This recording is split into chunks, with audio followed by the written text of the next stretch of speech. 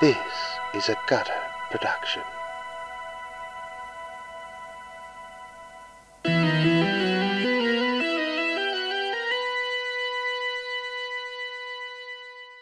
Don't pocket watch me, and don't be concerned when I just arbitrarily raise my stats. A classic. Say it, Lenny. Classic what? Say it. Classic Mike. Perpetuate the lie. Making up his own. Literally just told me before this, you just add a bunch to however much feels good. And I was you like, just came here and you just and then I did it as squealed. well. You just told the teacher immediately, we're in a very rainy part of the country, yet Eleni is somehow dry snitching. It really is interesting getting used to recording together again and missing the first 40 to 70% of every bit. Stone cold riffs, yeah. It's only the first 1% of the bits. How can I possibly make an opener out of this when I missed the beginning of the bit? You're doing it right now, dude, and it is a hilarious bit about missing the bits.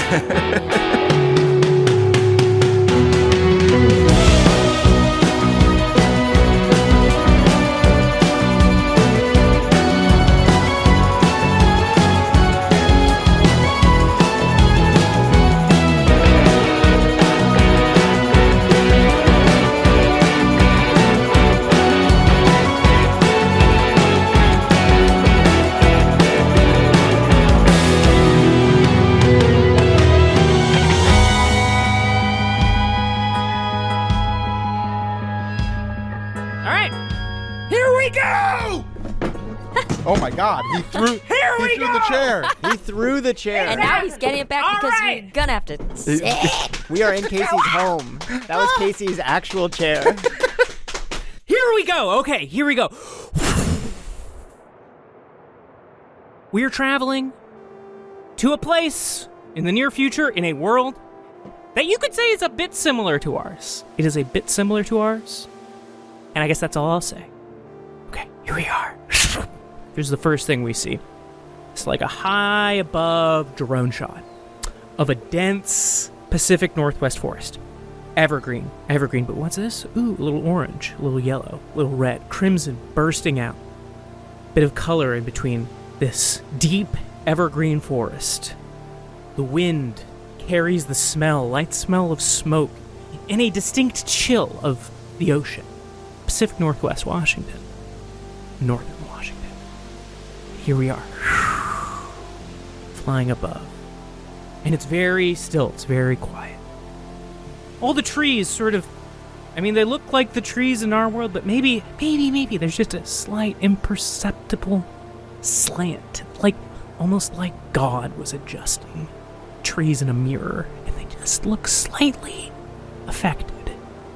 But don't worry about that. The drone shot, because it's a drone shot, we got the budget. The drone shot's coming down. Down. And we're seeing down in the middle of this forest, there is a highway. 2-lane highway. Shoots up north. Empty. We're not seeing a lot of action. Maybe we're seeing a car pulled over, knocked over in a ditch or something. Don't worry about that. We're following the highway. Trees flying by, green, orange, red, green, orange, red. That smell, that wooded smell. Beautiful. Here we come. There's a concrete barrier, right? It's now kind of dim, It's late afternoon, but it's once you get down beneath the tree line, it starts to get a little dim because the trees are all hanging over these beautiful Douglas firs. But dead ahead, you're seeing it's a concrete barrier, but it looks like the middle of it was blown out, like someone smashed through or had a bit of TNT and blew up, but it's like a concrete barrier is blown out the middle. It's covered in graffiti, spray paint, Sharpie, whatever, but it's totally blocks off the highway, except for the middle part that's blown out. Seemed to, at one point, intended to block out the highway, but I say too much. There's signs all around, on the side and the middle of the road, behind the barrier, and they're also all covered in graffiti, but if you look hard enough and you try and make out the words underneath the symbols and the expletives, you can kind of read the words. No entry. WARP barrier. Warp barrier. No entry warp barrier. Interesting. And now we're taking kind of a lazy little turn to the left. And we see this really lovely, though very rugged, definitely your high-class aunt and uncle aren't going to want to go to this bar. But maybe you are, if you're kind of a cool guy who doesn't mind leaning up against a dusty bar stool or whatever. We're seeing a very lovely, rustic sort of cabin-style bar. A little worse for wear, a couple patches in the roof. There's a couple cars parked out front. We can see that there's some, like, rusted-out vehicles to the side. Some kind of, like, piles of trash outside. You can hear a generator running nearby. And we hear a vehicle pulling up. Comes into the camera. Comes in. Parks. It's a green hatchback. But it's sitting on some pretty solid wheels. And this guy, also similar to the bar, little worn, but rugged in the best possible way. Eleni, my friend, Eleni, can you please describe this vehicle to us? Can I swap seats with you, Gannon? Oh, sorry, did I break it? Did I break the chair? No, I think it's... This one doesn't have a pad on one of them, and I just noticed there was a lot of, like, as you were moving, it was going, like, tapped, and that's stuff I can't remove. A lot of squeaking. Yeah. There you go. That's a gift for you guys. They call that... It's like the analog scratch of an LP. Yeah. My little bumpy chair, episode 1. Whoops! You don't get this in digital with a digital chair. That's right. Okay, so car pulls up, green hatchback. It's a monster wheels, but for a more lush description, I turn to my Eleni. To your Eleni. Yes, the car is green. It's like a acid green, but not neon. Okay, it's like a candy apple green, let's say. A little darker than that. Candy acid. Candy acid green. And it's got these wheels that are almost monster wheels, but not quite. It's somewhere in between big wheels and monster wheels. But it seems like a car that's trying to be an SUV. And it's got a sort of mount on the top of it with these mounted floodlights, and clearly it's set up to have extra storage at the top. There's a ton of bumper stickers all over the back of this car. There's scratches. It's a little dinged up, but it's a cool car. It stands out a little, but it doesn't stand out too much. Boom, car door opens. We're seeing two Doc Martens. We're seeing two Doc Martens. Two Doc Martens. Two Doc Martens coming out of the vehicle. Clunk, clunk. Person steps out of the car. This is Violet. They are a petite cutie with green hair and space buns. Kind of messy, kind of grown out a bit. She's got a bunch of rings on, an oversized t-shirt that is one of those tuxedo. It looks like the printout of a tuxedo, but it's just a t-shirt. Shorts, Doc Martens, and they've got flower tattoos covering her whole legs. Dark eyeshadow, just like smeared dark eyeshadow. Chipped nail polish, earrings, pierced nose. Just looks like really cool. And angry. Boom, door closes. Violet, this person, they walk up. Boom, boom, boom. We're following them walking up over to the front door to this bar. And we're seeing Rainier Beer in neon in the window. And there's a hand-painted sign that says Downtown Eddie's Pub. Violet, they open the door. The smell of cigarettes hits you before the darkness hits you. And your eyes are adjusting. Like, the light is like these... It's like a lot of fluorescent lights that have been, like, painted, that flat part before the light, the flat see-through part, painted green. So it has... The whole bar has kind of a dim green kind of shade. But there's, like, other neon lights and this and that. But it's, like, kind of a sickly green shade in this bar. There's a couple of people hunched over a circular bar. And the bar is very DIY. Looks like the circular bar was made by hand. There's a guy behind the bar giving some people drinks. There's people sitting around. There's tube TV playing something. There's just like this bar is just like covered with shit on the walls and ceilings. Like you're seeing like old family portraits from the turn of the century. You're seeing there's a stuffed moose head that looks like it was pulled out of the swamp, sitting at the end. There's a full-on Chuck E. Cheese animatronic, Chuck E. Cheese himself, and he's also looking fucked up. It's Scary Friday Nights at Freddy's file. We got the real Chuck E. Cheese in our fucking podcast. I don't know how he sounds, but he's like, "Ah, what's going on? I'm Chucky. I'm Junkie Cheese.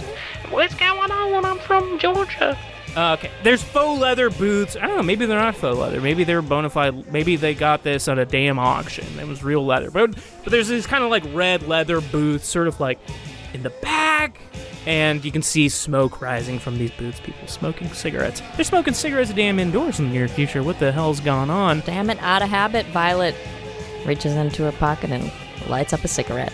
Watch out, kids. In her pocket? Oh my God, she's on fire! Yeah, she lights up the cigarette that's in her pocket. She goes up in flames. She's so bright and flaming and smoking. And my new character is... Violet is now walking over to the circular bar. Again, the circular bar, very DIY. Looks like it was fashioned together with scrap wood, garbage, and wire.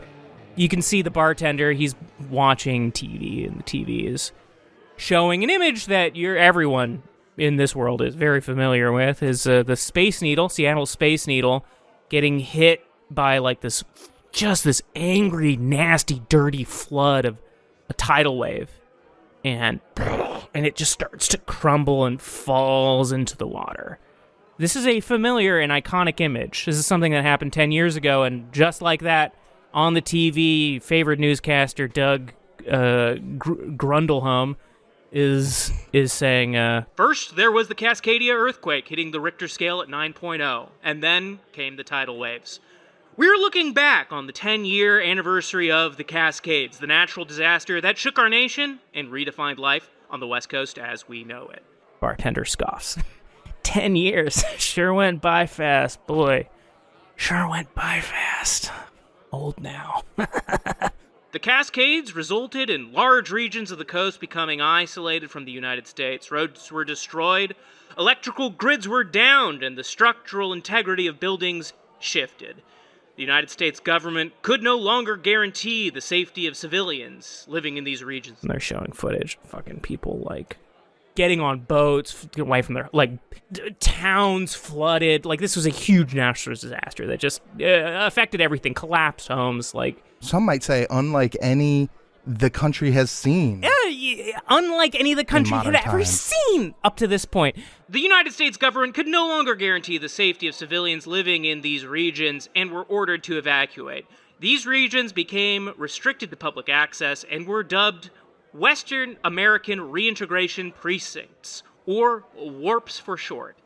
Many WARPs remain to this day inhabited by those who chose to defy orders and remain in their homes. We're seeing all this footage. This guy's like, oh, warps, is that what I've been living next to for the last 10 years? Wow. Real shocker. Anyway, Mazeltov, welcome. He gets some big laughs from a they're couple laughing. guys. It's like, I didn't know I lived in the warp. There.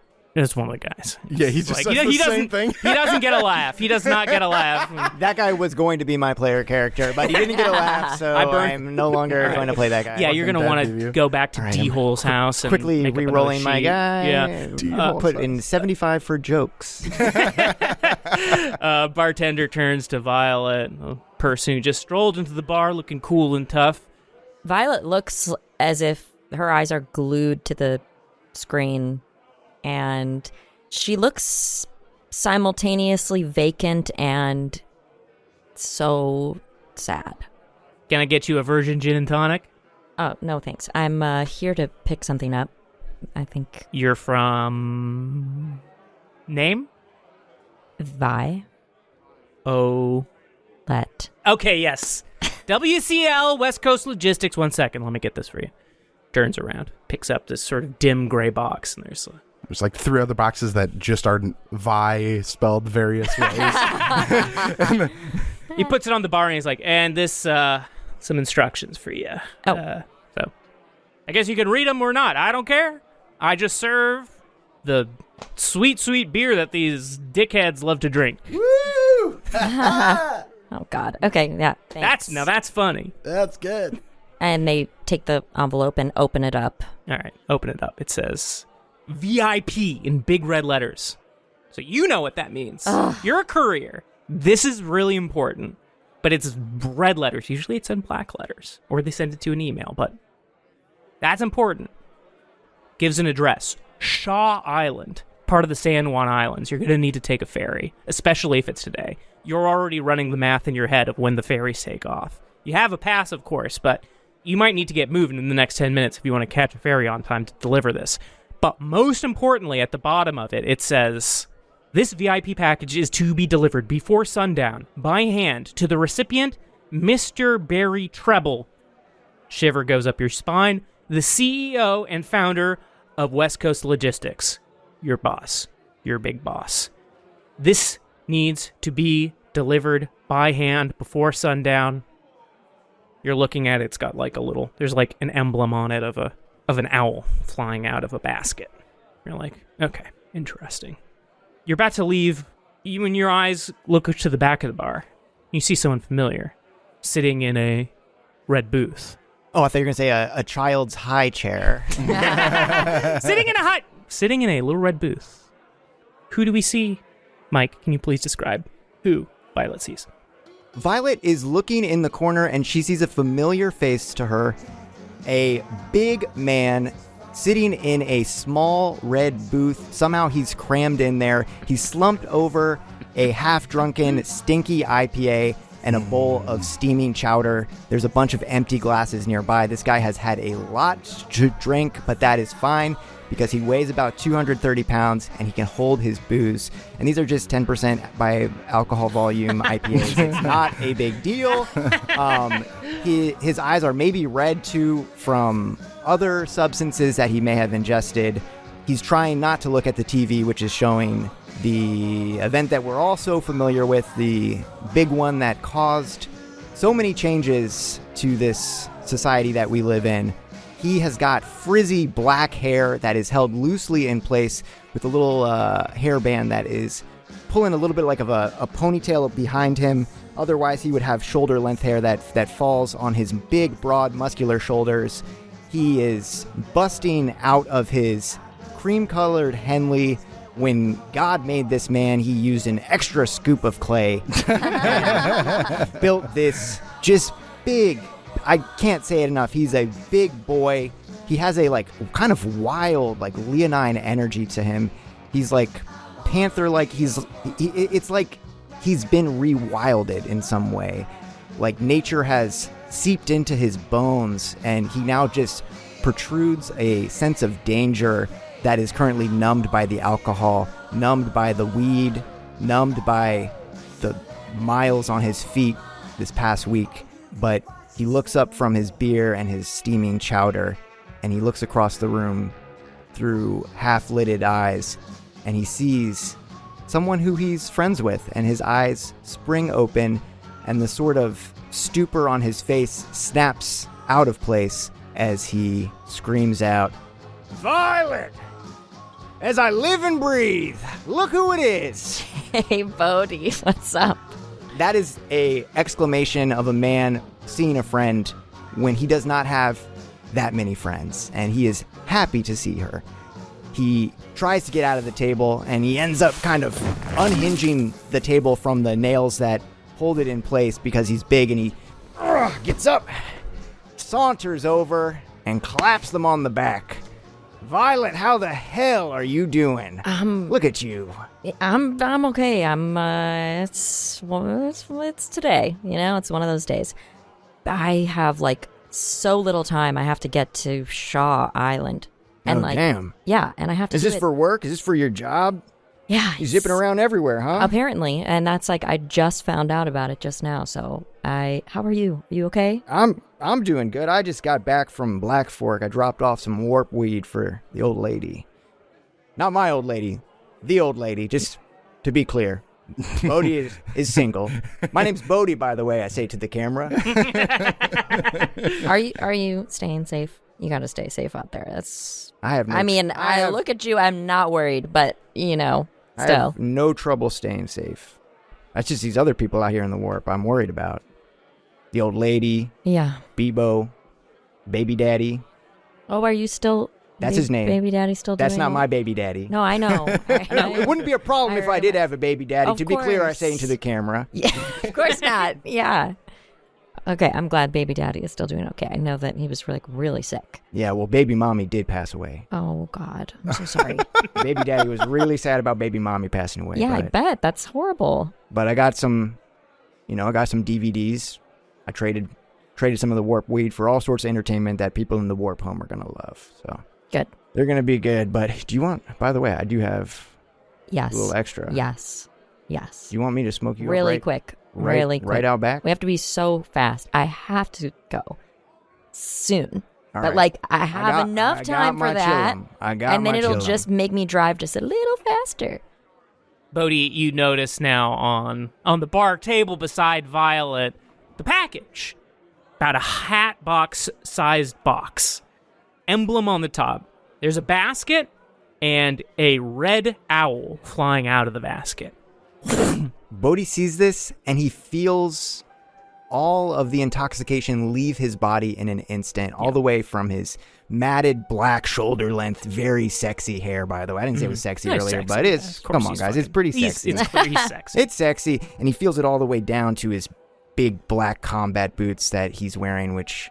of course he's wearing those. And yes, listener, they're sexy. They're sexy boots. And he feels it up to his middle sexy parts. Middle sexy diaper that he's wearing. I didn't say it earlier. He's wearing a big diaper. Oh. It's sexy. Hold on. Can you guys pause for 15 minutes? I got you. Oh, yes. Let's turn the lights off. Yes. Gannon came in his diaper already. He has to change it. We're all wearing podcaster diapers, though. It is standard procedure for a podcast. Bodhi sees this emblem on this package, and it is not something entirely unfamiliar to Bodhi. In fact, it reminds him of something very troubling that he saw about 10 years ago. Yeah, about 10 years ago. Just about. And suddenly you're back there in that winter forest, and shiver runs down your spine and your back. And the smile is still on Bodhi's face, even though it has left his eyes, as he remembers where he is and remembers that he offered to, I think I'm going to smoke you out, right? All right. She punches him on the shoulder, and she's like, right now. Yes. Bodhi takes 1 damage, and he only has 15 hit points left, which is a lot of hit points for Call of Cthulhu. It is a lot. Boom!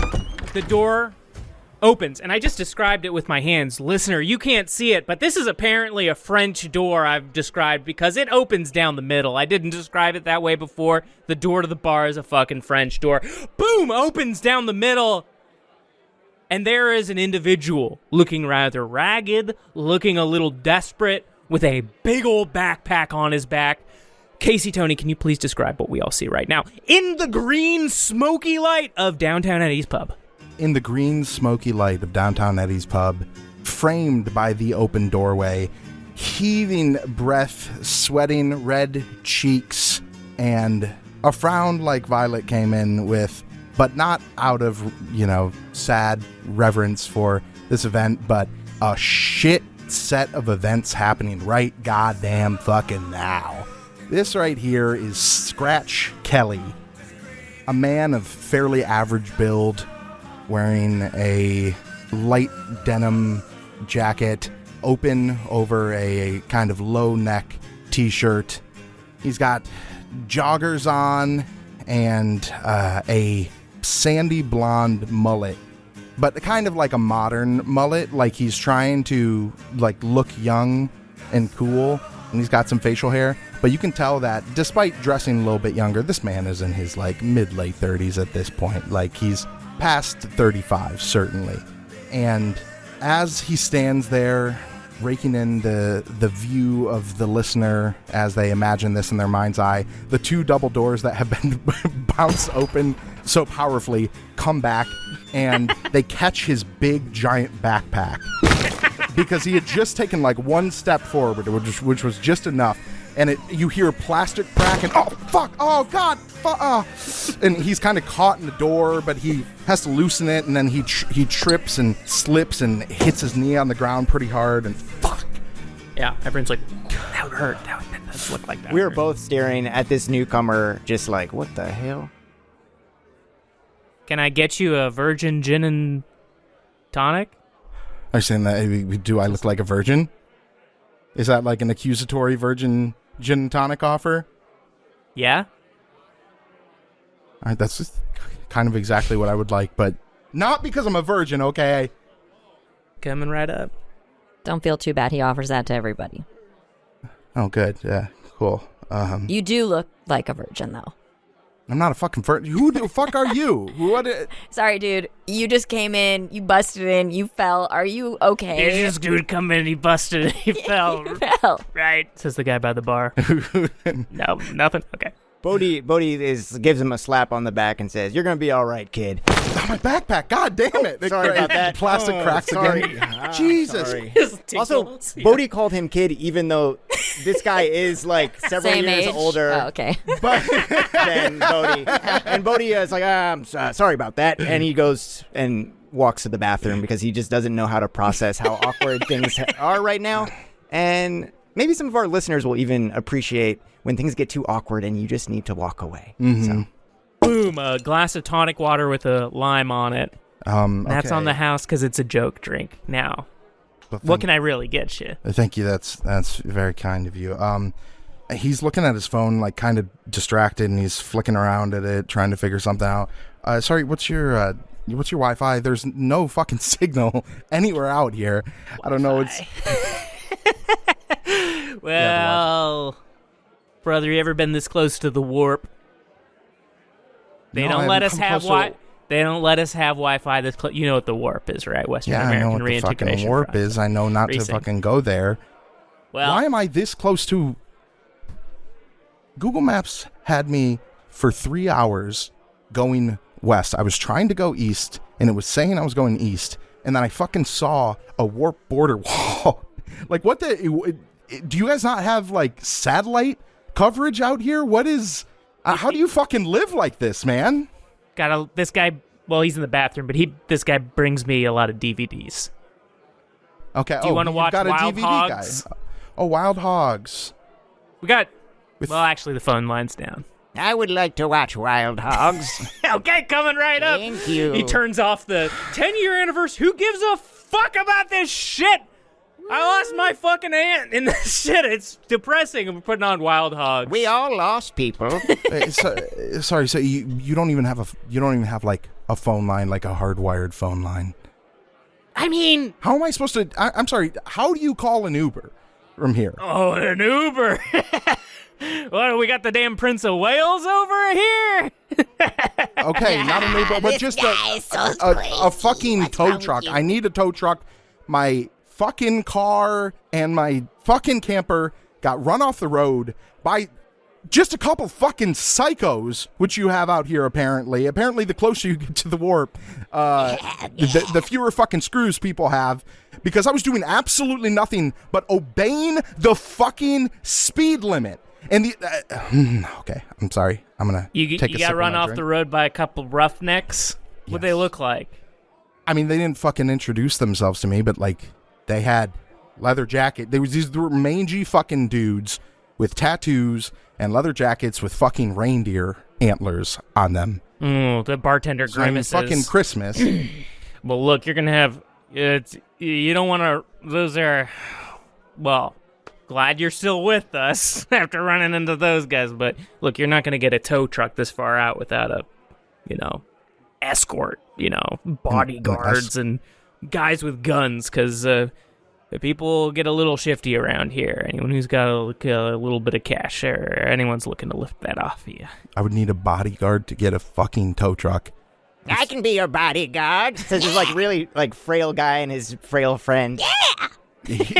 Wild Hogs is normal hogs to us. Whoa, yo. Thanks. Wild Hogs, we like watching Wild Hogs because it sort of gives humor to the terrifying bikers who torture us and maim us, basically on a weekly basis. Because look at these.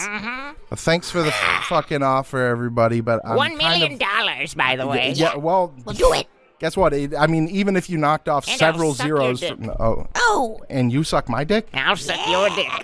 Okay. Okay. Well, but he will. Even if you knocked off several zeros from that, I couldn't fucking pay it, man, because I don't even have enough money for fucking gas to get home. I'm okay. Thank you though. I'm not ready me sucking your dick. What the fuck? Get off me. Hey. Damp. You got a damp jogger pocket. Yeah. He wasn't It even was sucking. just this- He was yeah, it was sucking just on your thigh. Yeah. There's like... Sorry. what the hell? You look away and you look back, and both guys are gone. They were ghosts. Man, I swear to God, like... No, they're just sitting under the bar. We're hiding. Oh my God. I've really ruined my life. My life was already ruined, and then I came out here for the dumbest fucking reason, and I saw just how much more a life could be ruined. This is fucking miserable. I hate this fucking place, and you fucking people. The French doors open. Everyone turns. And it's like a deep inhale when they see. In the smoky green light, we see two large, imposing figures. One man with a very matted hair and goatee, with spindly green face tattoos that almost makes him look like a bearded lizard. And a second man with a tight goatee, sort of like kind of a roly-poly, pudgy face, but a bald, slick head and bulging yellow jaundiced eyes. And it's like right on fucking time. Two leather jackets. And us at the camera, we get to see the behind the leather jackets looking into the bar. Upside down reindeer antlers. Those two guys do go back underneath the bar again, by the way. Oh, no. The bartender's jovial look is sort of tight. Can I get you two men two regular gin and tonics? Yeah. I'll have my regular gin and tonic. And I'll have a regular gin and tonic. That's the guy with the tight little bulging beard and big eyes. He's giggling. The other guy's raspy with the big matted beard.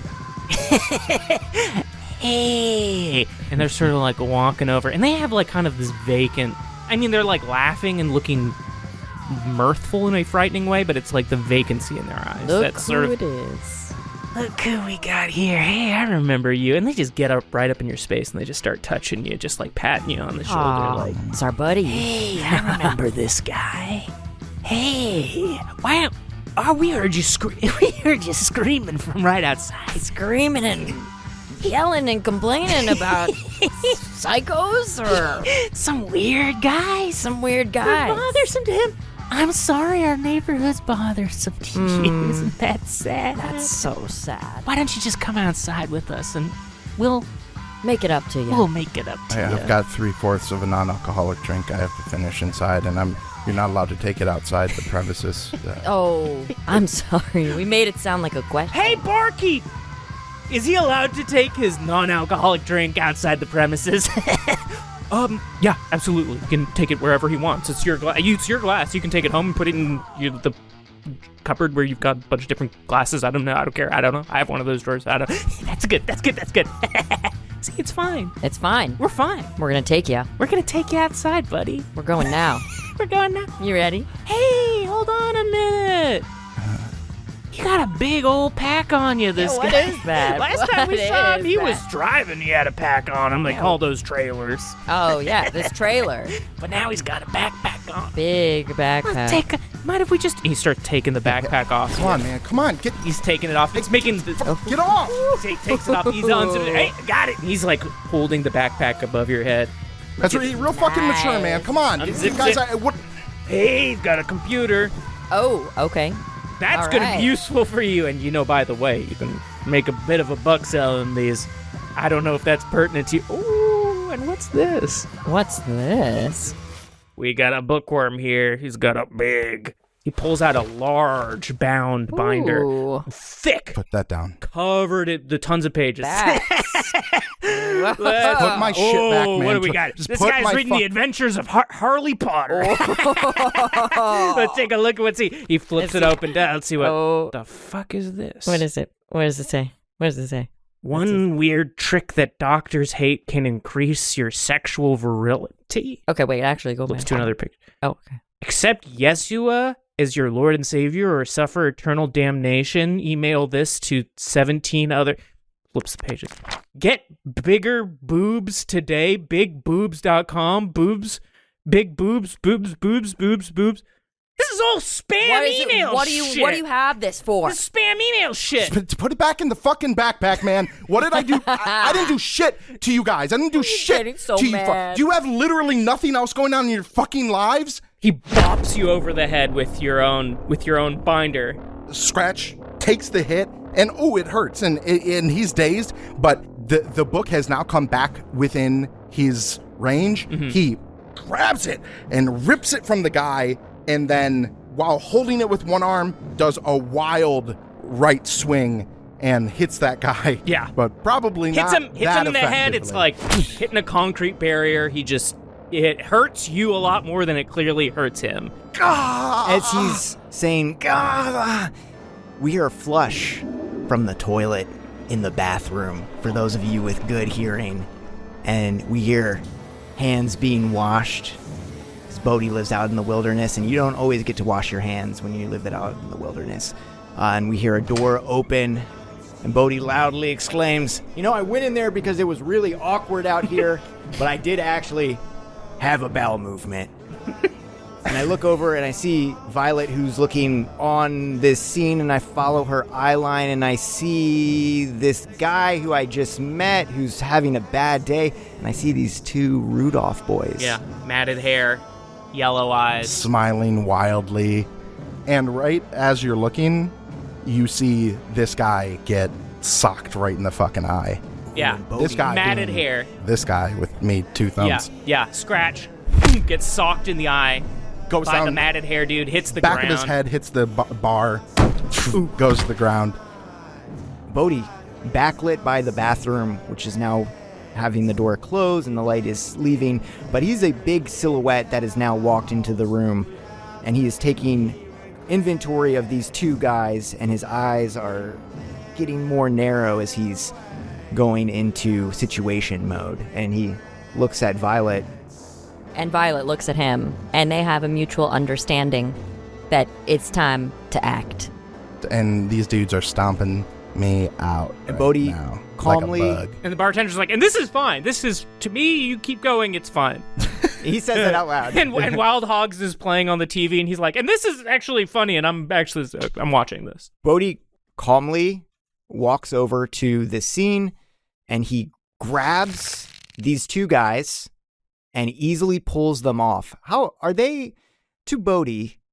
What is the size differential? Ooh. Bodhi is about 6'2", 6'3". They're big guys.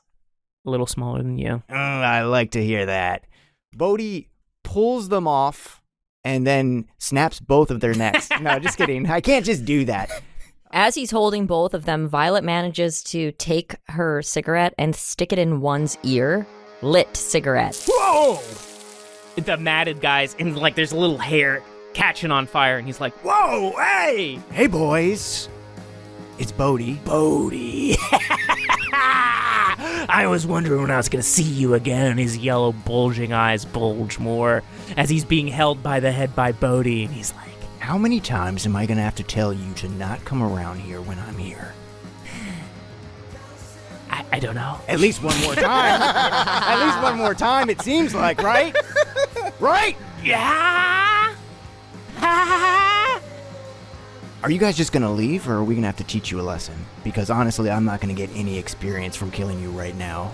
That's how lower leveled you are compared to me. He attempts to sock Bodhi in the stomach.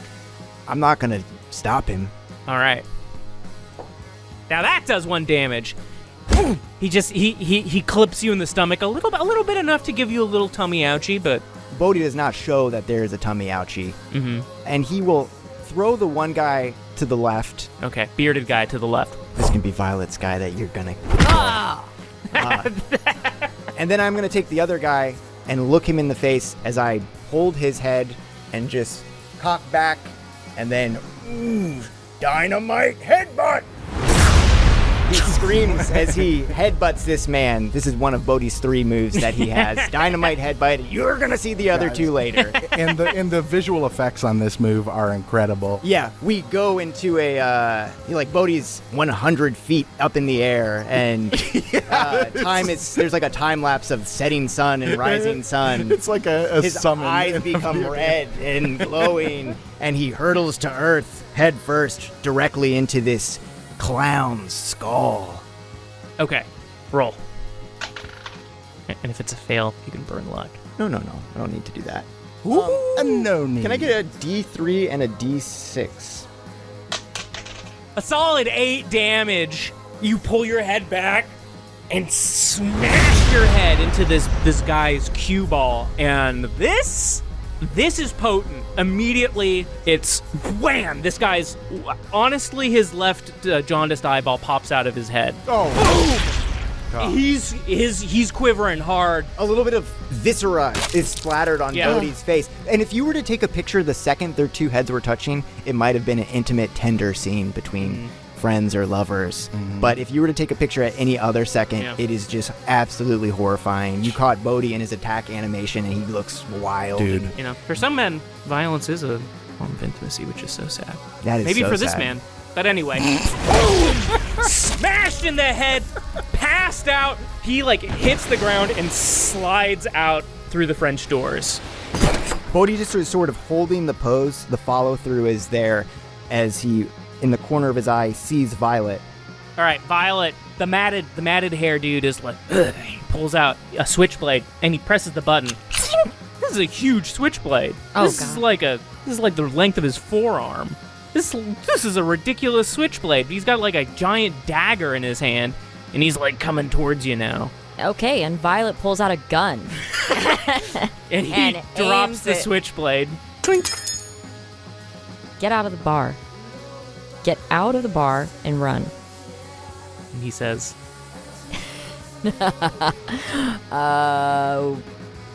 Okay.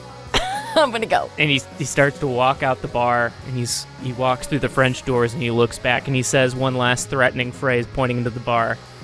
I'm gonna. And Violet shoots him in the head. You see this guy's ear get fucking blown off, just like flying off his head. And he's like, ah! And he holds his hand up to his ear. Bye-bye. And don't come back! Bodhi says, while finally breaking his pose. He was holding it the whole time, like, in an attempt... Well, not an attempt. He was being cool. But he hears the gunshot. It snaps him out of his violence reverie as he realizes that, wow, Violet is letting that thing fly. She's airing it out. The guy with only one ear goes, fuck! And he drags his buddy off and sort of like slaps his buddy to come to, and they both are getting on motorcycles, like pointing at you guys, like. And the guy who is coming to falls off the motorcycle, and he picks him back up and puts him back on the motorcycle, and then at this point, Scratch pops up like a mummy. Ah, mummy! Dynamite headbutt! Just then, Scratch, who's snot running down his face, as the guy is just starting to steady himself on the motorcycle, Scratch pulls out a bright yellow stun gun, pulls the trigger, and shoots 2 barbs into the back of the guy, zapping him and making him fall off on the bike. Yeah, fuck you, buddy! Yeah, fuck you! How's that feel, punk? And then, did he fall off the bike? Or maybe he's holding the bike and like... He holds onto the bike, and he's like, and he drives off with them. Things pop out of him. So both bikers are splitting. Bodhi was in the process of trying to do dynamite headbutt level 2, and he's like 1,000 feet above the ground. And now, like, the earth is spinning underneath him, and like civilizations are like rising and falling, and they're singing like Baba Yetu, the civilization. As like all of his hair is growing out, and it's taking too much time, and they get away. And then it says like cast interrupted. Damn it! My violence reverie. The literal smoke is clearing because everyone's cigarettes are down and their mouths are agape, and the bartender is just like picks up his remote and puts Wild Hogs on pause. You guys know who that was? Those two guys were? Do you guys know who you were just messing with there? All too well. I got to work on my aim. That's not good to let those guys get away. Those are Rudolph's kids. Yeah. They're called kids, but they're Quite grown. Fully grown. They're big. They're very big. Those are not kids. Look, you guys better beat it before they come back here and they burn my bar down. I had nothing to do with this. I wish they... Come on, Eddie. You know I wouldn't let them do that. You don't wish that? I don't wish that. It's just a very stressful time in my life. Okay, all right. We're going to go. We're going to go. We're stay leaving right your bar. here, and I will defend your bar. Bodhi starts taking his clothes off. They'll kill you. Bodhi. Wait. They'll kill you. Are these guys gonna pulling his pants down. I will defend your bar. Look at me. Oh, I'm you're an honest dead. man. I am an honest man. You're seeing tattoos kind of all over Bodhi's body. There's a tattoo of a child's face. Or no, it's a man's face. Or sorry, is it a child's face? It's hard to say. It's a poorly drawn man or a poorly drawn child. But it's on his stomach, and it's staring at you, strangely. Does he have a bunch of scars, too? Oh, yeah. He's got scars. His body is riddled with scars and holes. Wait. He's got a belly button. The bartender is... How unique. The bartender points to Scratch and is like, buddy, you're dead. You come back in this town, they'll find you. They'll kill you. Rudolph's kids are nothing. Did I do these dudes wrong? I'm just trying to go home. They're He's fucking safe. necrophiliac Nazis. You do not want it. They are bad dudes, okay? Now, I don't like them. And I don't like them, by the way. I was just... Look, They're scary, okay? Do okay. either of you have a car? Yes, I have a car. I have somewhere that I have to be, and you will get absolutely fucking killed if those guys come back here. And so will I. Oh, fuck. So will I. You I guys also are will safe. get You killed. guys are safe, all right? Look, I'm not going to let any of those guys touch a hair on your head. I have to leave. I got to go grab And my... this guy has to leave. Let me go... And I gotta take you. I gotta come. And I'm gonna come too. Yeah. Oh, I just came. That was so fun. No, you guys gotta... You Okay, guys... this place is fucking sick. Let's go. What is your name? Who are you? Scratch. All right. Name's great. Bodhi. Vi. Let's go. Vi, Bodhi, Okay. Scratch. Wait, hold on, GM. I got to go back in and grab my backpack. Go scraps his backpack. 20 minutes later. Thank you for the reminder. I got to do that, too. Oh, yeah, you're the precious bound tome. Uh-huh. You pick it up. It's just like it's like a huge, like 4-inch binder that's stacked full of papers. The comical, like the nerd in college in a movie who would have this giant binder where you also see all the different colored tabs coming out of the side and loose paper, like warp papers in between. Yeah. This thing Coffee is... stains. Yeah. It's This thing's loved. full. You could call it loved. But you take this bizarre binder tome and you put it in your backpack, zip it up, boom, we're outside, smell of the air, away from this nasty bad cigarettes. The kids don't smoke. Beautiful trees, fresh air, slight smell of smoke, cool breeze. You guys got your jackets on. It's fall, sweater weather, guys. All right, you guys are out. We're walking over to this green vehicle, which, by the way, what's the name of that vehicle? That's Booger. That's Booger. You guys are walking towards... Ever thought of saying it like that? First canonical booger mention. All right, so you three guys are walking over to the vehicle. Okay, you're coming with me. You have to just come with. I have a job I have to do. I mean, as long as you're willing just to take me in my car after, I'll go with you. It's Scratch. fine. I just want to say something real quick. Mm-hmm. Not everybody in the warp are like those guys. Those guys are freaks even by warp standards, all right? I want you to understand. I know that this is not a very friendly place, but there are good people here. And you're looking at least one of them right here. Violet is... You're looking at least one other one of them here. Thanks, Violet. Are you coming with? Oh, at this point, yeah, Violet, in your arm, you have this hat box size box. Bodhi's eyes catch that emblem of the red owl coming out of the basket. And he is entranced like a magpie seeing a little ring. Yes, he's coming. I'm coming. There's something in his heart he wants to know. Yeah, what's going on. I gotta drop off these DVDs and medicine. But I can swing by at least for a little bit. I can hang out with you guys for a bit, and I owe you. You need some warp weed. I need some warp weed, but most importantly, I have to get the fuck out of here right now. This package has to be delivered, and the last ferry, or not the last ferry, the second to last ferry, is so soon. Okay. So everybody in. Whatever's easiest for you guys. Boom, boom, boom, boom, boom. car's doors close. Brum, brum, brum.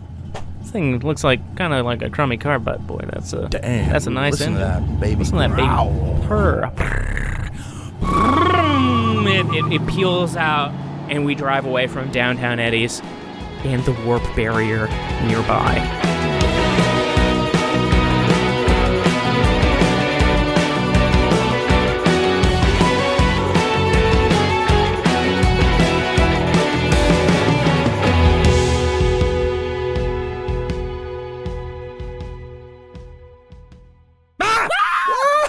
Oh my God, you guys, it's the first interlude. It's an interlude. Whoa, this first interlude really snuck up on us. Oh, it's so snuck up on us. And by the way, my name is Gannon Reedy. I'm the Game Master for Gutter. My name is Casey Toney. I'm Scratch Kelly and also the editor of the show. I don't talk like... Why am I talking like I don't know, because Shaggy? you're doing a voice. Scooby-Doo. Zoinks, guys, I'm Mike. I play Bodie on the podcast Gutter, and I also edit some of the stuff on the Patreon. Make some noise. Make some noise. And I'm Eleni, and I play Violet, and I do all bunch of random stuff that you will never see or know about. But trust me, I am doing it. We wanted to talk to you guys about a couple of cool, very cool, important things. Number one being our Patreon. We have a Patreon. You can find that at patreon.com/thatguttershow, or you can type in gutter.show/Patreon. Either way, it will take you there. Mm-hmm. And on that, we have prequel episodes that are coming out. There's already a couple out right now. They're very good. They follow these characters and their pasts. Highly recommend. Mm-hmm. And also, in addition to these prequel episodes, after every episode, we have a talkback for that very episode. So if you just got to get more, once you finish this episode, if You're going to want some more. more. You want to hear the inside info. You're going to want to hear us talking. then- Gutter Talk. Yes. Gutter. You can listen to Gutter Talk. Gutter releasing. Talk.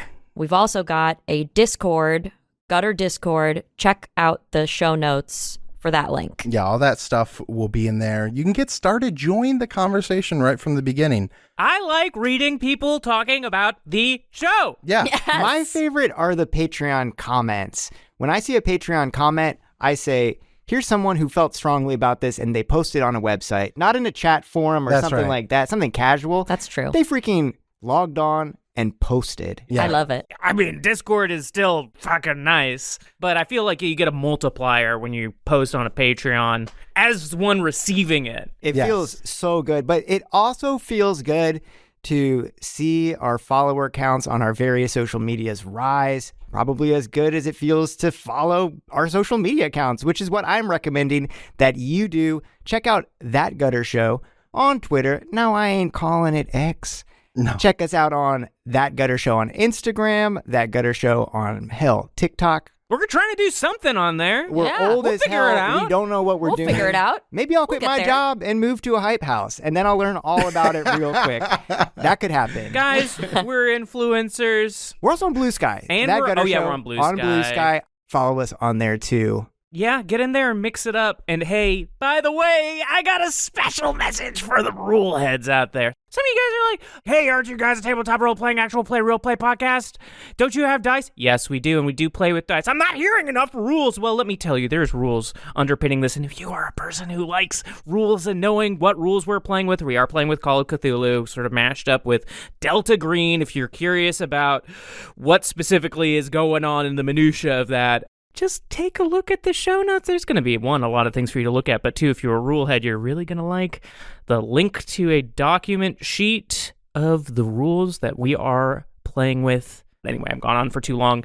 I want to end my segment of the interlude with a huge thanks to my wonderful partner who I love, Michaela Heidemann. Seriously, Michaela. Okay, so I just wanted to shout out, if you notice in the credits, Michaela and I are credited with the scenario writing. Michaela helps me a profound amount and actually contributes a lot of writing to the scenarios, what I come into these recordings with, and then we like improvise and work our way through. And she's helped out a lot in the creation of Gutter in my life and in the things I brought and in ideas that I've pitched. And so I just wanted to thank Michaela so much for helping me, and she's really smart, and if you need a good writer or an artiste, Yeah. check out Michaela Heidemann Check out at Michaela. Feverfew. on Instagram. Another loved one of At Gannon's. Michaela Hyde 10 on Twitter. Sorry, I just remembered that one. And another loved one of Gannon's is Gannon's cousin Gio Benedetti. Gio Benedetti. Gio Benedetti, he's loved one of ours, all of ours. I love him. I'm going to be honest. I'm going to get in there and just say I love you, Gio. We also, love I love you, Michaela. I don't want it, Michaela. We were going to say I love Gio, and I didn't say it before. I love Michaela. I love Michaela and Gio.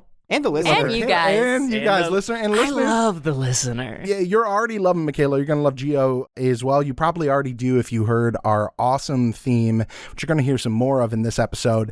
And it is just spectacular. We, I think, are all blown away by just how expansive and awesome this music is. We wanted something that punched through your skull and stuck in the back of your craw. And it does do that. I want to say Gio is one of the few artists that you don't have to separate the art from the artist. That's right. Because he's a very nice guy as well. He deserves to be standing alongside his art proudly. That's right. And we love that theme. Another great artist is Jimmy Knives. Jimmy Knives has done our amazing logo art, which look at all the details in that, listener. Look at a big version of that. Go on our Twitter, find or our Instagram, find the big version of that. Get lost in all the details. Jimmy Knives is incredible. I truly have so many prints of his already. So do Mike and Lenny, and I think I got Gannon one for Christmas one year. If you want to check out more of Jimmy's art, you can find it at Jimmy_Knives on Twitter. And from there, you can find, obviously, his shops where he sells stuff. Truly an amazing artist. We're beyond thrilled to have him doing our art. Also, I didn't shout out Gio's Twitter. Give him a follow as well. True Rockage. TrueRockage. I think that's Instagram. That's Instagram. He's not on Twitter anymore. And all these, Okay. we're going to put them all in the show notes. They're in the show notes. They're all in the show Should have notes. said that. They're in the show notes. Damn. And speaking of notes that we love to show, Give us a 5-star review. Why don't you? Guys, we need to be pumped up right now. It's been a lot of effort getting this off the ground, and we would love to hear. We would Look, this is love your positive 5-star reviews reinforcements. only. It's a good show.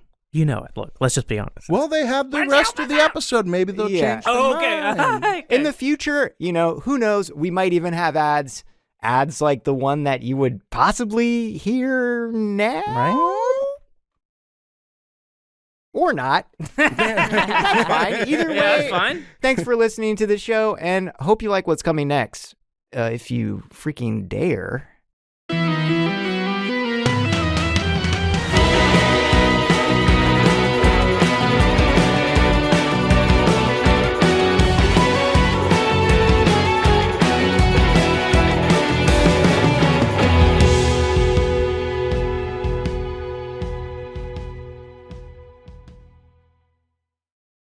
We're hitting the road.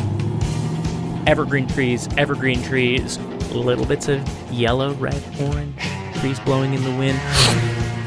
We are cruising 70 down a 55 mile per hour freeway.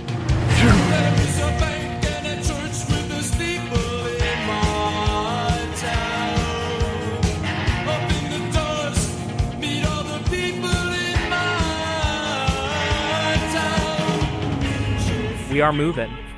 What color seats are they inside Booger? They're like dark gray seats. It's like a dark gray. It's that cloth stuff going on. Yeah, what's it look like? Does it smell good? It smells good. There's air fresheners. There's little trinkets on the dash. There's like those solar-powered things that rock back and forth like the hula girl, but different shape ones. There's one that's like a flower in a flower pot. There's one that's someone is sitting in a rocking chair. There are scrunchies everywhere, and there's like all kinds of charms, like loose charms and miscellaneous crap just strewn about. It's a fun place. But there's also enough room for you to sit, of course. Who's got shotgun? I think I slipped into the back. Bodhi has sat shotgun with Violet before. We haven't hung out many times, but the times that we have hung out have been high quality hangouts, and I have been whipped around in Booger and laughed with Violet. Smoking weed and driving. Smoking weed, driving, talking about life. Scratch is in the back, and, as you're driving, he has the backpack open and the giant binder sitting next to him on the seat, but he's looking in there, and he's like, you hear plastic kind of rattling, like, oh, fuck, they cracked the case wide fucking open. Or I did with the doors. The case is cracked. Fuck. What's the case? That's what a detective loves to say. What's your deal, man? Where'd you come from? It's an old computer, but it has some stuff on it that can't be replaced. So it's, I don't know. I just gotta try it when we get power at some point. Fuck. Are you like a techie? You like a tech head? Look at him. He's a tech head. Absolutely. I'm into that stuff, but I'm not like really good. I'm not like a programmer or anything like that. Do you want to hear something that might scare you? I don't even have a cell phone. I mean, honestly, any hesitance over somebody not having a cell phone went out the window when I got this shiner. Yeah. This area is different. If somebody needs me, no, they don't. I don't know how you ended up out here, but word to the wise, get the fuck out. Like, once we're done with this, we're dropping you off, and you gotta get away from here, dude. This is dangerous as hell, and you don't seem like you were up for danger. Correct me if I'm wrong. Yeah, don't worry about it. I was just on my way, trying to be on my way back across the country. Sorry, I just have to add an addendum. I said if somebody needs me, no, they don't. If somebody needs me, they light a big fire. Oh, okay. And then I'll see the smoke and I come, like, legitimately. Do they have to do something special with the fire, like smoke signals or something, or you just go to any fire? I just go to any fire, Wow. sort of like a you're human like a moth. Smokey the Bear. Yeah, well, if there's a fire, there's probably a problem. So, you know, I mean, sometimes it's there's just a fire. a campfire. Then I'm saying, hey, what's up? What's going on here? Can Bodie hang? That's fair. And then maybe you get like an extra hot dog or something. That's right, Or yeah. s'more, Oh my God, I love hot nice. dogs. Love That's like hot my dogs. favorite food. Back in the day, doctor told me I could only eat 2 hot dogs a day. But hot dogs are your favorite. Look. Doctors are way cooler out here. That's all I'm saying. Oh, really? Oh, okay. Do you Yeah, as eat many multiple hot dogs a day, or how? God, where the I fuck are you getting wish. hot dogs? Shipping containers. Okay, I haven't had a hot dog in a little. You never had a container dog, Violet? I don't think I've had a container Oh my dog. God, well, keep your eyes peeled for Well, I containers. mean, like, I literally have some in my... You have hot dogs? I'm coming back! Okay. Whoa. Hey, no, not with me. Not in my backpack. Not in my back. Whoa, What the hell did I just suck down? What were those glizzies? Jesus Christ. I ate one of your stun guns. Those are Twinkies. My body starts like batteries. vibrating They're and like- shaking. You see my big, massive bones. Oh my God. What the hell? I'm getting These like things are electrocuted. thick as hell. Yeah. Holy shit! It's like his muscles are bones. Oh my What? God. It's actually It's an just exoskeleton. Yeah, Bodhi has an exoskeleton like a crustacean or a lobster, if you will. And just like that, he doesn't know when he's being boiled. I have hot dogs back in my belongings and my food and... Are we driving away from that? Do we need to go stop by there? No, it's... You're about to pass by him, actually. I understand that it would take a while to probably get me out of the ditch, so as long as, like, we can do your job first and come back. We're gonna come back for it. There's no time to stop. Sure. That whole hullabaloo, riffraff, whatever you want to call it, that shake 'em down, mix up, Sir Mix-a-Lot situation. Brouhaha. Brouhaha, that's a good one. Calamity, Battle. that battle. The excursion. That I battle like the that Sir happened. Mix-a-Lot situation. Yeah, I'm you had still a stuck on that. I'm Sir going to try to Mix-a-Lot beat it. I'm going to try to beat it. Hold on. I'm just thinking about hot dogs right now. Honestly, it's kind of hard to think after I swallowed that stun gun and... Anyway, Yeah. that's got me a bit behind. You look out of the window and you see a little trailer turn sideways in the ditch, and then you see what kind of car? Toyota Previa. That's Gannon's Toyota. stand-in car. See a Toyota Previa also in the ditch, upside down, but on fire. Oh my god. Oh. But it's not nearby any trees or anything, so it's fine. On fire. It's fine. It's not fine to me, GM. Jesus Christ, that's my fucking car. Fire! You guys, we got to go to the fire. Is the trailer gonna light on fire with that car's on It is fire? positioned in such a way that there's actually water in the ditch, so it's not going to catch on anything, but the car's fucked. The car is Okay. definitely fucked. Oh my Your car God, is those fucked. fucking dicks. They fucking my fucking car. It's Toyota That's my only way Previa. home. Okay. It's gonna be fine. That is Don't worry not- about it that right is now. not good. You are in a bad situation. I'm in a We bad got- situation. I'm fucked. You At are in least a 2 bad hours until you have to situation. worry about this bad God. situation. I'm gonna pass out. You drive on by. Do not pass out. Do not pass out. I'm gonna pass it. Okay, Bodhi. Come on. I'm going back there. I'm climbing back. I'm going to hold him. I'm holding him. I'm holding being you. cradled by a large man. I smell sort of like leather and tobacco from the bar, and the leather's from the leather seats at the bar. And I smell like virgin gin and tonics from the bar. I smell like Wild Hogs DVDs from the bar. I smell like that guy's ear. I smell like that guy's saliva. No, I don't. This is fucking.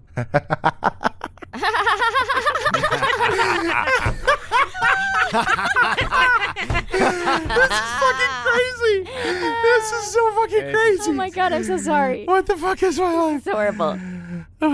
I'm so sorry. Yeah, let's just go. Do you want to? We'll just go to your job, and then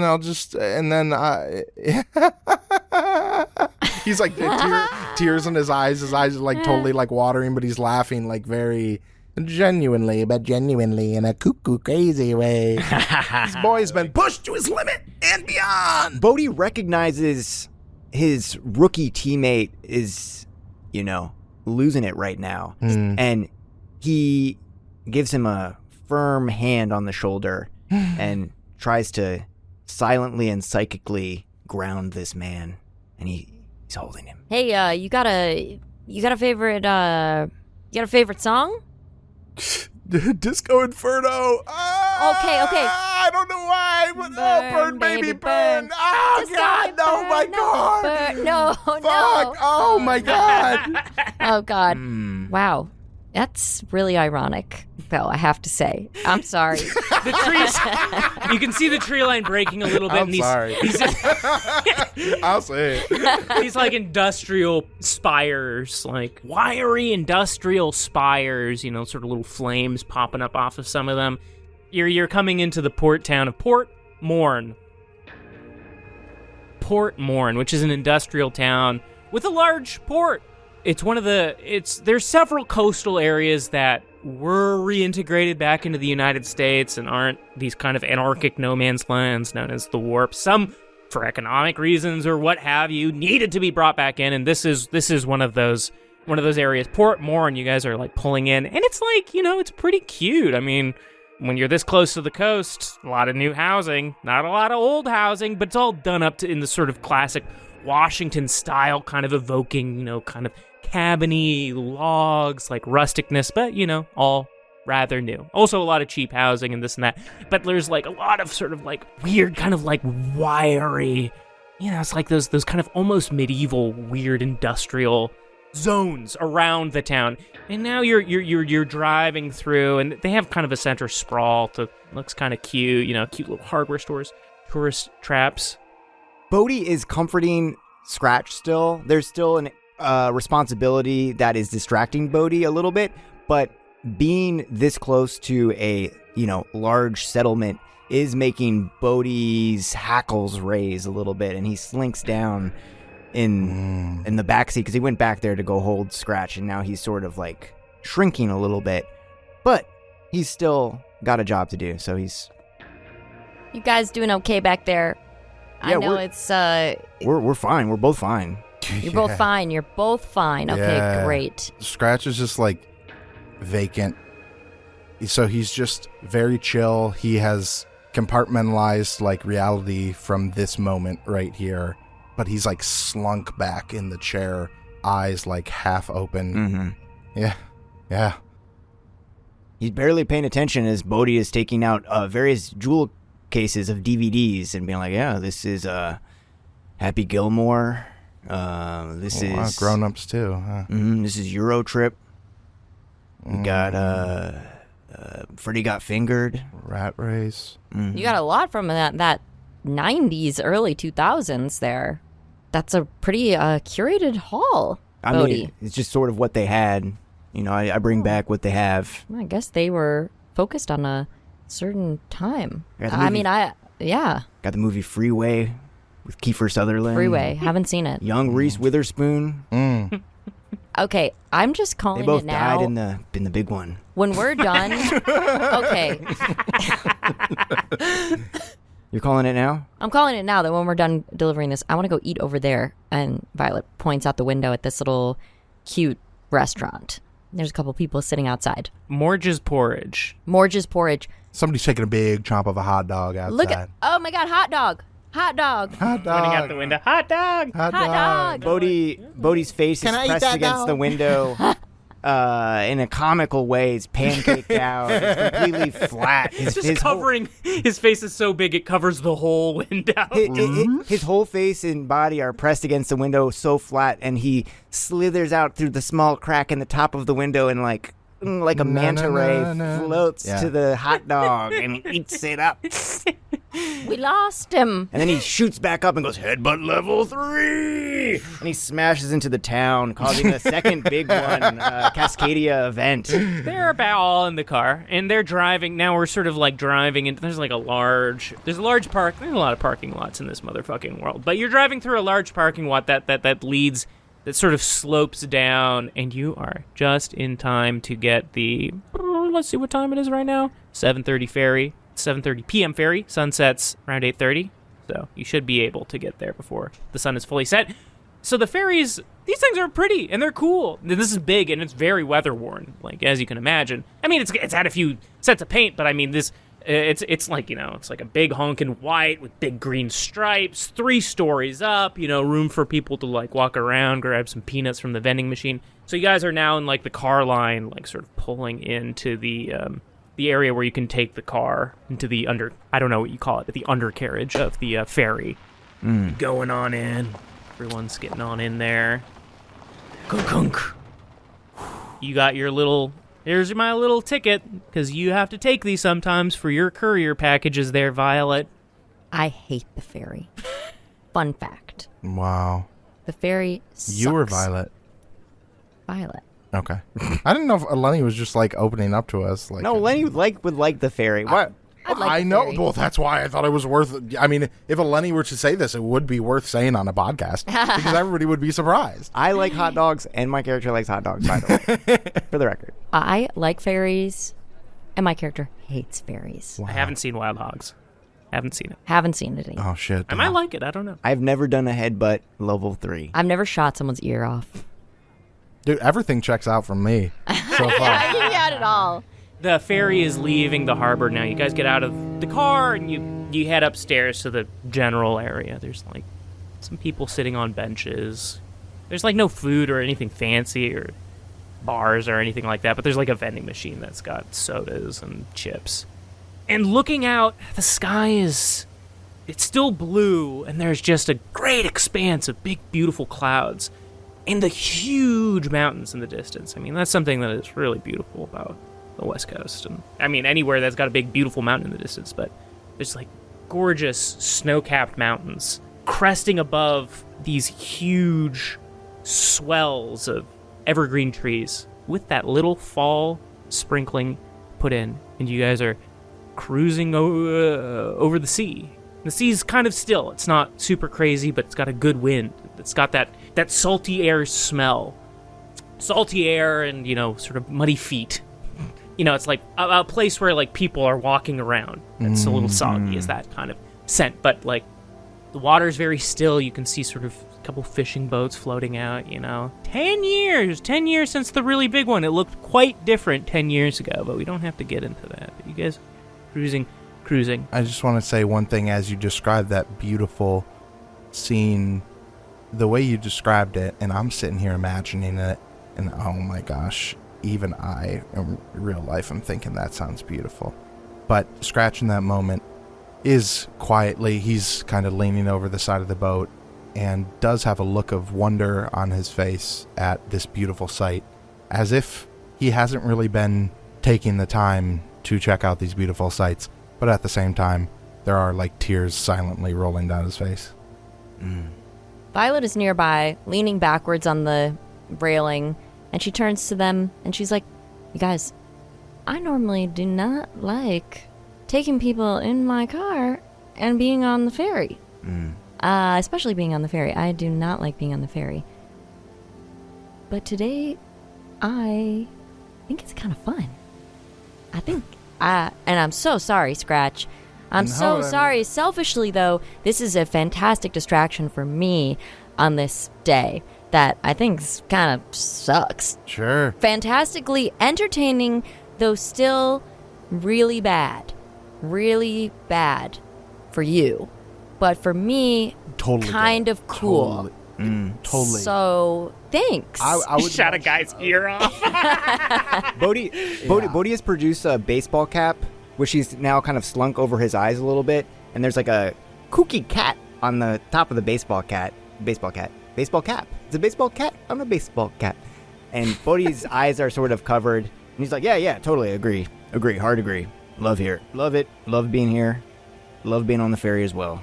About 40 minutes pass or whatever. The sky starts turning the colors of orange and purple, like beautiful, very dramatic clouds. The sun is just starting to set. You're getting a little nervous. Violet, you're holding that package a little tighter. But we're pulling into the dock at Shaw Island, which is the smallest of the San Juan archipelago that ferries come to. Violet, you probably have never come to this one before because it is the least populated. Mostly you would know is a lot of vacation homes. Some rich guys have houses here, after the really big one, you can imagine a lot of those houses need to get rebuilt. There's also a monastery, sometimes called the Holy Island, because there's like a bunch of nuns who live on this island. But you pull into the dock, everyone's back in the car, brum, brum, and you drive off the ferry. Now, here we are on Shaw Island. You sort of are like driving, and no one else got off the ferry. Everyone else was getting off on other stops, but it was just you getting off on Shaw Island. And the island itself feels quite remote, quite empty. I mean, you're just surrounded by sea, by ocean, trees everywhere. Bodhi's much happier to be away from all the people on the ferry. He was feeling a little claustrophobic in there. Yeah. You're seeing occasional houses, all kind of in the rustic build, but relatively recently built. You're cruising along the bay. There's like a little general store, but it's like you're not seeing any cars, and you're not really seeing any other people. Violet, do you need Google Maps or Wi-Fi to be able to find a place? I think that I have some paper maps. I like that. But when there is like internet access, I do have a phone that could access the internet. Right. But yeah. I imagine on the boat you were sort of checking at the location. This is like sort of like midway into the island. There's like a big forest on like half of the island. Actually, most of the island, but there's a very thick forest. And this is sort of in the precipice between the kind of houses, the more houses and, hiking, trails and camping, outdoorsy stuff, and like this big forest where no one really lives. So you're driving now, and you're driving past these houses now, and you start to see a lot of cars parked here, which is surprising because you haven't really seen any cars on this island. Party. Yes, exactly. And you're sort of hearing music in the distance, sort of sounds maybe like classical music played live or something, and you're seeing up ahead the estate of Barry Treble, your Uber boss of West Coast Logistics, WCL, the courier company you work for. It's about 3 stories tall. It's, I don't know, tastefully bad taste, like not like tastefully bad taste, like I don't know, Balenciaga shoes or something, like bad to look bad, but like a college-educated but not very intelligent person's idea of what good taste is. It's like big glass windows, sort of like in a circular style, and also built in the last 10 years, maybe in the last 5 years. But it's very big, and there's like a giant forest behind it. But just I guess imagine like a sort of central circular windowed house, and then sides going. If that makes sense. But it's very rich, very fancy. I mean, he's your super boss, and clearly this dude's got it made in the shade. She's singing, fancy, fancy, fancy, fancy, fancy. Damn, think we could get some hors d'oeuvres from this party? I will do my very best. This is kind of nice. I do have to put the package in my freaking super boss's hands. I've never met this man. Yeah. You're trying to remember what his face looked like. You've seen a picture of him at some point. Oh, balding maybe. He was balding maybe, but it's like one of the it's a CEO face. It's not. I don't much know. you remember. I don't know. Sort of looks like Tim Walls a bit. I'm just a little peon. I don't talk to the CEO. Dude, ask for a raise. Dude, I should ask for a raise. Did he give you some weed? You should try. No, this is just like I feel like the come down. The come down, brother. Hey, boy. V, you ever open any of these packages? Like, what the heck's even in there? You do not open these packages. Early on, I opened a package. Dude, that was not a good idea. I opened more than one package, but I learned very aggressively that you are not supposed to open up packages because bad things will happen to you. Jesus Christ, man. Yeah, it was horrible. It was scary. Injuries, stuff, drama. Dude, people are always have to eating my talk about fries it. when I order DoorDash. They're always eating my fries or taking a sip of my drink. I just know it. How can you tell? Right. I just I know mean, it. You can just, there's like a feeling, you know. Does But it taste like spit or something? No, but it's just like there's like less than there should be, and so Yeah. it's got to be their fault, and nothing happens to them, so that's crazy, honestly. What do you want to Yeah. happen to them? Cut a finger off. No, okay, no, Okay. I'm cool, okay, I'm I'm just- cool. He's cool, It's he's just, cool. but I mean, fuck, the fries cost $9, and the delivery, Jesus, I'm cool though. They cost $9 where you're from? They cost $0 from shipping containers where I go. Well, they cost even more out here. Let me tell you that much. I've been ordering DoorDash for the past 6 months because I can't cook. And, Oh my gosh. and let me And tell no you, job? So No. Are you rich? No. What do you have in that? No, bag? I have like no money actually at all. That's Uh-huh. one of the Yeah. reasons I'm going home. I don't even have enough gas. Well, I guess it doesn't matter how much gas I have because my car is on fire. I have no car either. My car was like blown up. Okay, Hey, you're gonna be all right, Okay. buddy. You're gonna be all right. Hey, can't welcome That's- to the wild side. You guys, I gotta go. I gotta drop this off, and then we are gonna figure out your life. Okay, we're gonna figure out As long your as life, I- man. I mean, honestly, as long as my camper is okay, that costs $40,000. I can't lose my camper too. I swear to God. Violet's eyes turn into Jesus money Christ. signs. Cha-ching. It's probably fine. Look, hey man, that camper, you left it next to a burning fire. You know, And there's a propane It's tank. fine. There's a propane tank. Oh Okay, it's fine. No, what I was trying to say is the fire is gonna scare away the like animals and the They won't eat the hot wildlife. dogs. They're not Oh, gonna yeah, like the hot dogs. are mess good, with though. your stuff. Okay. Violet shot that guy's ear. Which was not good. I am very upset that I did not manage to shoot him in the head and Violet, face. what's your body count? Like how many people have you wasted? That's Ooh, a- a that's- cold chill goes up your spine. That's I have to go deliver this package. Okay, I'm gonna go. You hop out the car and you're holding the package. Bodhi's watching from the car. Bodhi's watching from the car. Vi, you want me to come with? No, You sure? absolutely not. Stay away. Also learn that lesson. Bodhi looks at Scratch. He's like, should I go follow her? I mean, She turns around again. No. oh, No. She was. You're walking up some steps towards the front door, which is, it's like a nice wood front door. Gold handle. Little electronic ring-a-ding-ding-dong. Go press the electronic ring-a-ding-ding-dong. Bing bong. And the door, opens right away. And there's a woman. There's a woman there. She's got a little black vest on. She's party down style, You can sort of hear it in the distance, Laughing, classical music. There's party going on. You can smell nice food. It's barbecue, but it's I don't know, what are they cooking? There's some nice stuff going on there. Anyway, you're sort of entranced by all of it. This woman with, she's set up to cater a party, and she's got a little bun in her head. Good evening, day. Good day, evening. And Violet Hello. bows. Hello, can I here. help you? I'm here to VIP delivery for Barry Trouble, CEO. Yes, Mr. Barry Trouble. He is expecting this, Uh-huh. and can you just wait at your car for a moment? I will see if I can get him and bring him on out. I'm supposed to give him the package. Yeah, he will come, and you can put it in his hands yourself. And she gives a little smile. She's got a gold tooth. Okay. Back of her mouth. Thank you. No problem, she says. Bye. Bye. Door closes. Well, they really did not want to let her in that party. Yeah, it seems that way. Bodhi's head is fully craned out of the window, like Skibbity Toilet coming out of the toilet. Like he's looking and trying to see everything. His eyes are periscoping out to try to see what was happening. Violet looks back over at the car and sort of makes a face at the guys in the car, oh God. I think that's a no hors d'oeuvres face. Yeah, that's what it looked like. Wonder what was in that box, though.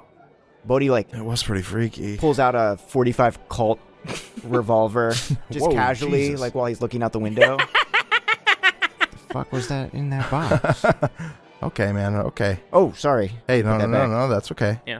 What's in your pockets? Violet, you're sort of thinking, next ferry leaves 9:30.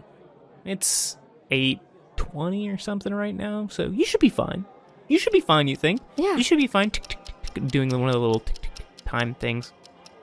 It's 8:40, 8:50, and you're in the car. You guys are talking and sitting around. You keep looking over. We're playing 20 questions, but really it's infinity questions the way we play.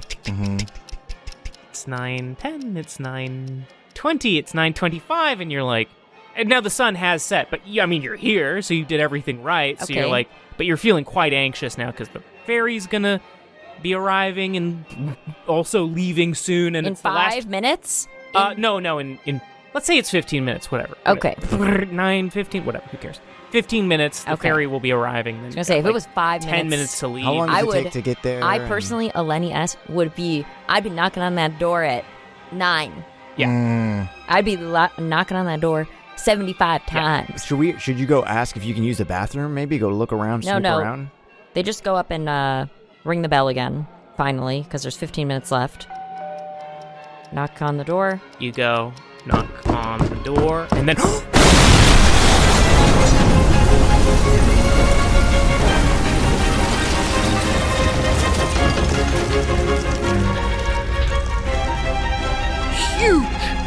huge, deafening explosion. You are knocked What? off of your feet. Whoa! Violet, you are knocked off of your feet. But I have the package. I know, you're holding the package right now. Oh, And my God. all of a sudden, you just hear a loud noise, and you are lifted off your feet by a strange but not a strange. Well, it is strange because you're not lifted off your feet every day. Boom! Deafening loud boom. Knocked off your feet. You're rolling down the steps. We'll just say it's a dodge roll. So you just do a dodge roll. Give Eleni the dice. So from the car, you look and you see Violet knock on the door, and then boom! It's just like all the glass in the windows, these big windows, just sort of like blow out and are just like raining down, smacking down on the car, falling down like panes. You guys are either shouting or you're... Bodhi jumps out of the car like Ralph Wiggum going through the window, but reverse. He's out and he is running to whatever the verdict of this roll is. Yeah, I passed. Okay, great. So you sort of come to mid-explosion, and you're off your feet, but you come to the ground and you kind of roll through it. What a pro. What a pro. You roll through it right at Bodhi's feet, sort of action-ready Nightcrawler stance. Whoa. And you're like, what? And you have the package in your hand still somehow. We okay? Everybody But you're, okay? you're seeing just like glass sort of like falling everywhere. What the fuck? What the fuck is right, Vi? Run! There's a smoke plume rising from behind the estate. You can see it rising now, and the music has stopped, and you're hearing the sounds of shouting and yelling. Bodhi is going to run across to the other side of this house because he didn't come all this way just to drop a package off. He came here because he saw something on that package that reminded him of something that he saw a long time ago, Yeah. and he needs some sort of answer. Okay, Bodhi, as you are running around the side of the house, just trying to get a look of what's going on. You can start to see a sort of like backyard thing, but then you hear something strange. You hear something very strange.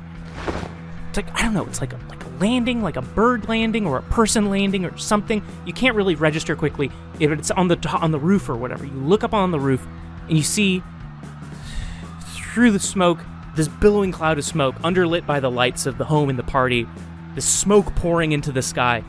There's something sitting on top of the mansion, and you look, something thin, leathery, and it looks back at you with watery red eyes, and huge wings just burst out of its back, and just like that, it flies through the smoke over and above the trees to the north. And Bodhi instinctively has his Colt 45 in his hand, and he is tracing the flight of this thing. Give me a veil roll real quick. Ladies and gentlemen, this is the first veil roll. Veil veil rolls are our replacement for sanity rolls. The idea is that through our lives, when we see something difficult, we need a veil to keep us from breaking apart, but perhaps there's also something beautiful from beyond the veil, and when something challenges that veil, we do a veil roll. Bodhi, what do we get? Bodhi passed his veil roll. Okay, so. But he is not going to fire on this thing. He's just tracking it with the gun, and is this thing going to fly away? It's gone. And it's like you saw it for a moment. You don't even know what you saw, but you know you saw it. Because why would you see something and then immediately shoot it just because there was an explosion? But in case it did turn its gaze on Bodhi, Bodhi was ready to blast. What the fuck? And he turns to hear the people screaming and to look back just to see if Violet followed or if Scratch is there. Or Well, if it was on top of the mansion, I assume we all saw it, right? Yes, Bodhi saw it first, but I think if you guys were all looking in that area, yes. So can I get veil rolls from both Scratch and Violet? So I have to get lower in order to pass? That's right. Okay, And that's how we do it. I failed. You failed. Okay. You are going to take 1d4 veil. Ooh, you're taking a -3 to your veil. So you have an uncontrollable action, you know. It's like kind of a freak out moment. Like, so you see something terrifying and you sort of like lose control of your body. What do you do? A little bit of pee comes out. Ah!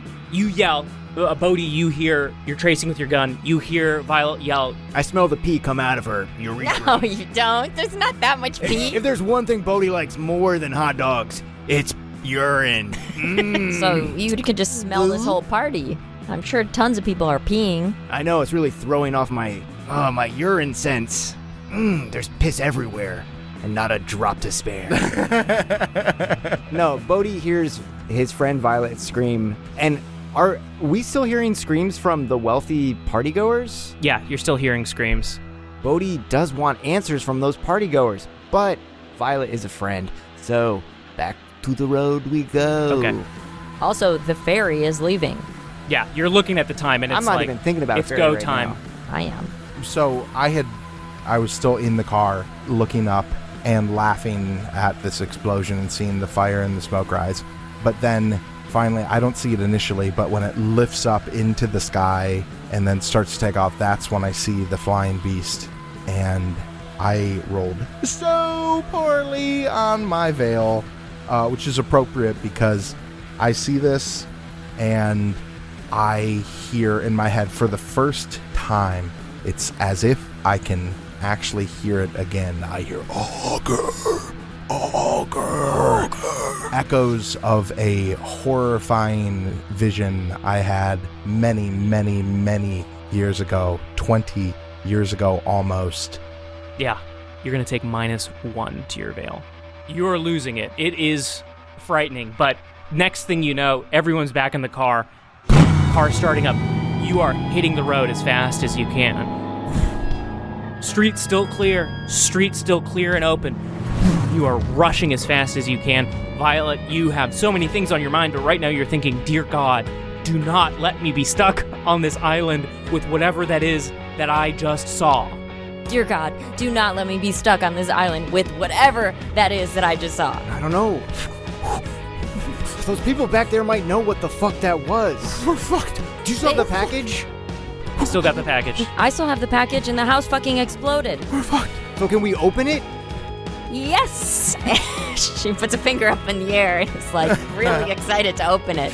Do you mind? And Bodhi has it in his hand. Do I mind? Violet, you are just looking at the road right now. Open it! But then you see up at, so you make a turn, you're turning to see the ferry, and the ferry is pulling out right now. No! Oh, It is fuck. too far out now. And the lights in the ferry just go off. Oh, they go off? Yeah. Oh. What the fuck does that mean? Well? We're fucked. We're fucked. Bodhi, you just opened up this package and you're looking in. And what you're seeing is very strange.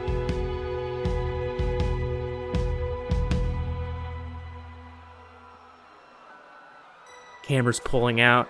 We're seeing Shaw Island. We're seeing the smoke rising from the center of Shaw Island. The camera's pulling over. We're seeing the party We see partygoers in fine attire, wandering and crawling out of the exploded estate. Wounded, limping, limbs twisted, something horrible going on. We see, bursting between these partygoers, a man in a suit. He's holding another man on his back. And this man is running into the woods. And in the distance, we hear a helicopter. Something, for a moment, for a split second, blots out the rising moon. Blackout!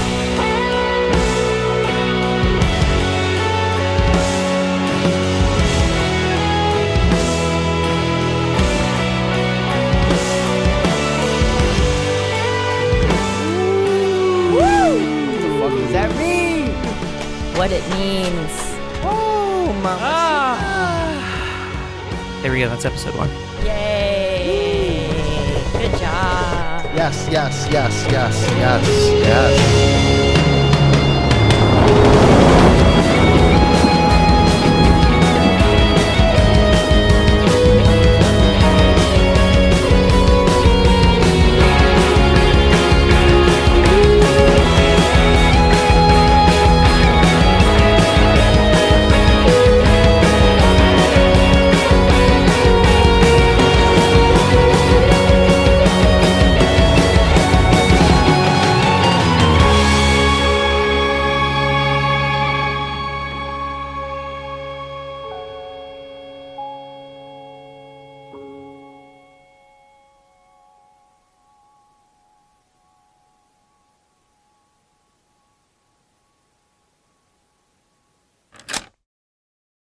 I'm excited that my guy likes hot dogs.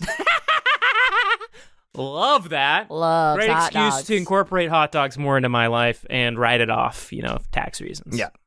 Yep. Free hot dog. What's the guy's name? Barry Treble? Barry Treble. Yeah, CEO WCL Logistics.